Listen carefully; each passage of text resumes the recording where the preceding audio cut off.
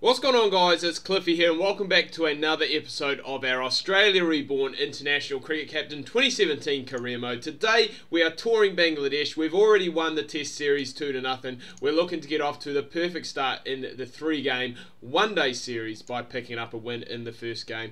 There is actually a little bit to talk about, to be fair, about the Test side. A few new names in there that are going and doing very well. I think it was a 2-match series. I think across the 4 innings, Matt Renshaw scored 50 in every innings. He was very close, I believe, to 100 in one game, and we're going to get off the hook here.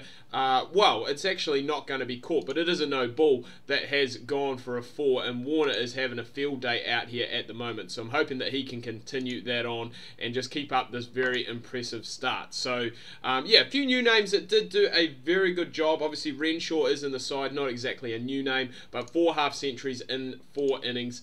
Very close, as I said, I think on 2 occasions to 100. I think he scored a 93 and a 95 in 2 of those innings. So, really good. I guess the combination that we got going at the top is working very well. Warner goes out, plays his shots, is aggressive. Renshaw is one of those guys who'll probably look to bat through, if he could, carry his bat through the innings. Then we've got Khawaja at 3, Smith at 4, and then Hanscom at 5. I'm trying to remember who I had at 6. In the first game I had Hilton Cartwright. The first game Hilton Cartwright, second game we had Ben McDermott. We were playing an extra fast bowler in that second game. So it was good. It was a 2-0 series win. We won the first game by, I think, 200 runs.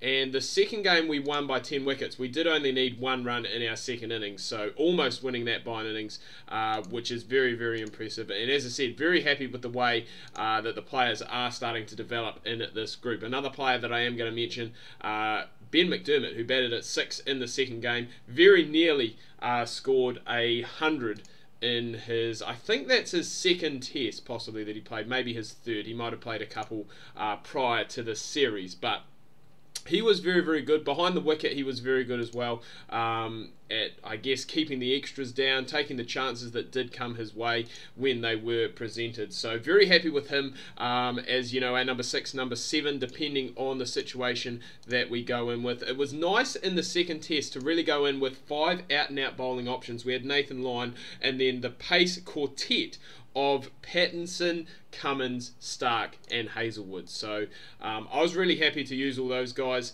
Probably not ideal in a situation like Bangladesh or in the subcontinent to be playing 4 out-and-out pace bowlers, but it did the job. As I said, we did almost win that game by an innings.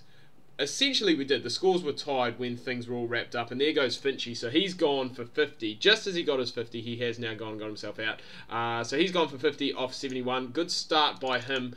Very good supporting act to Warner as well. Both those guys scoring 50s in 137 run partnership, so we'll be happy with that. Khawaja at 3, Smith at 4, which is something that I do.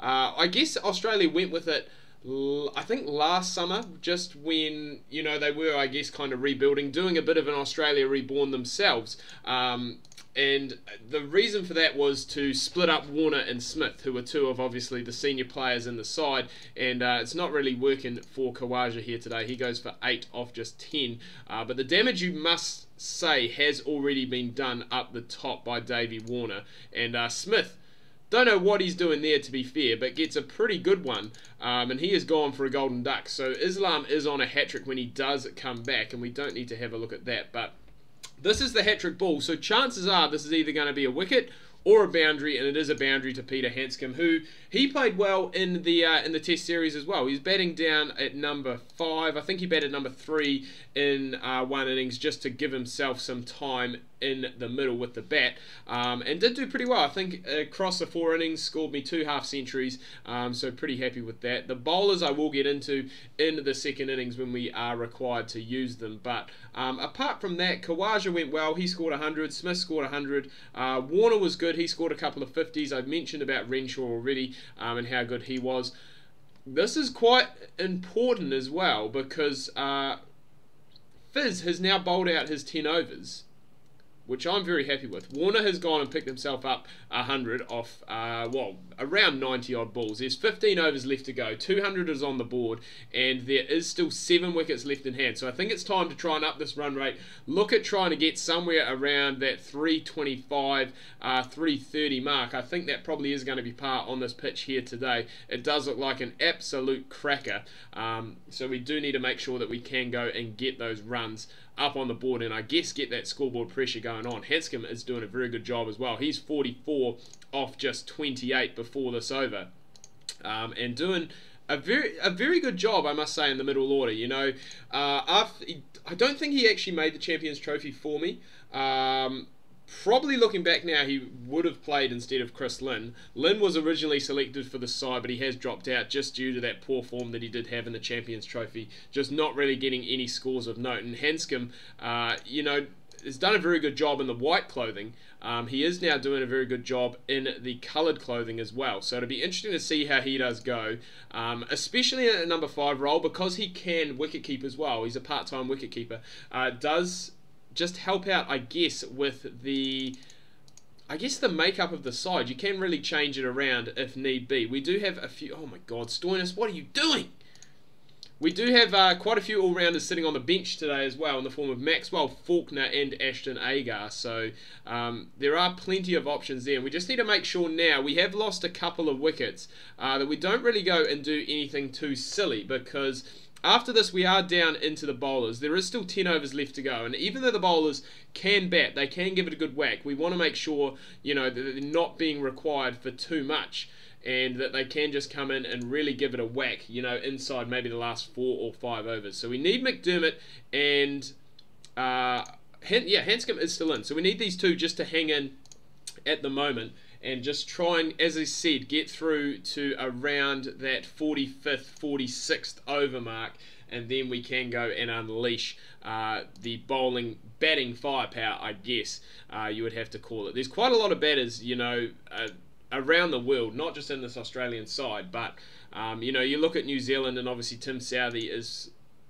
I guess, for us Kiwis, probably the most well-known one, of a guy who can go out there and just score you massive, quick runs. And I guess Mitchell Starc is probably in the similar mould to that for the Australians. We saw him, I think it was it was against Pakistan, not Bangladesh, in the summer just been. He came in at number 8. Australia were already in a very good position, and just went out there and absolutely tonked the ball to all parts of the ground. I think he set or tied a record for most sixes hit in an innings by an Australian in a test match. McDermott's done his job. He's got us through to the 44th over, so we can't really complain too much about that. 300 is already up, and we do now have Pattinson, Cummins and Starc left to go, and we're going to try and get Hanscom on strike as much as possible, you would have to say. But that's not going to happen, as he's gone and got himself out. But 84 or 56 is a very good knock by the middle order player. Pat Cummins, Pattinson and Starc. I'm looking to you guys. We're looking to get, as I said, we wanted around that 320, 330. I think now, if we didn't get that, we would be very disappointed, and probably looking more around that 340 region if we can go and get there. We do need to make sure that we don't lose all our wickets. We do only have 2 left to go in the bank, and Mitchell Starc does like the spinners, so that's something that could go in our favour, but we need to make sure that we don't go and run ourselves out like we've almost gone and done there. But yeah, if we don't, I mean, there's 320. I was going to say, if we don't make 320, 330, that would be a very disappointing end, especially after the start that Warner and Finch got us off to. So we're looking to try and capitalise as much as we can on that. Looking to try and capitalise on the spinners bowling at the back end of the overs as well, especially Mitchell Starc. As I said, he can launch those spinners to all parts of the ground. And we're going to hope that Pat Cummins can do the same, if not rotate that strike. And basically at this stage, you want to be picking up a run every ball. So there is still 2.5 overs left to go. And Australia are in a real danger here of possibly not batting out their overs, especially with that one there taking a big thick edge off Mitchell Starc. So the bowler's not really getting the job done with the bat for me. That's not what they're in the side for, but I would have really liked them to go and push us up more towards that 340, 350 mark. But it is going to be interesting to see. Spin was very crucial for Bangladesh. We are not playing a spinner today.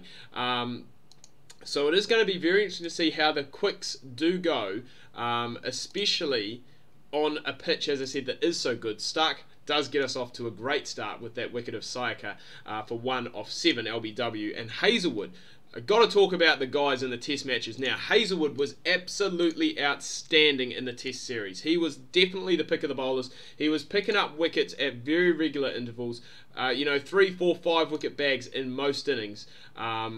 And so hopefully he can carry, I guess, some of that form from the white clothing over here today to the coloured clothing, and just be economical as well, because that's something he is very good at. He's very good at creating pressure, and just like that, that pressure has gone and led to a wicket. And as I said, McDermott in the test series, very good behind the stumps, showing his ability here once again. And Stark has gone and got Hussain caught and bowled for 17. He was the top scorer for the Bangladeshis, and Hazelwood has gone and got another one. Shakib, a big wicket there. Bangladesh look at 6s and 7s at the moment, 5 for 34, would you believe? And we're not even outside of the 10 over mark. We have actually just got there, but I'm going to carry on with these two, because I think things could look very bad for Bangladesh here if these two continue to go. And I think what does make it worse is that, a lot of teams you go and you're like, all right, we'll play out the opening bowlers, we'll play out Stark, we'll play out Hazelwood. After that, you do still have Pattinson and Cummins left to come in, so it doesn't really get any easier for you at all. You're still going to be definitely hard done by, and Hazelwood has actually gone and picked up his 5th. So he's got a 5 wicket bag. He has definitely carried that form from the white clothing over to the coloured clothing. Cummins gets a wicket just with his 2nd ball of the game. And things are looking, as I said, very dreary here for the Bangladeshis.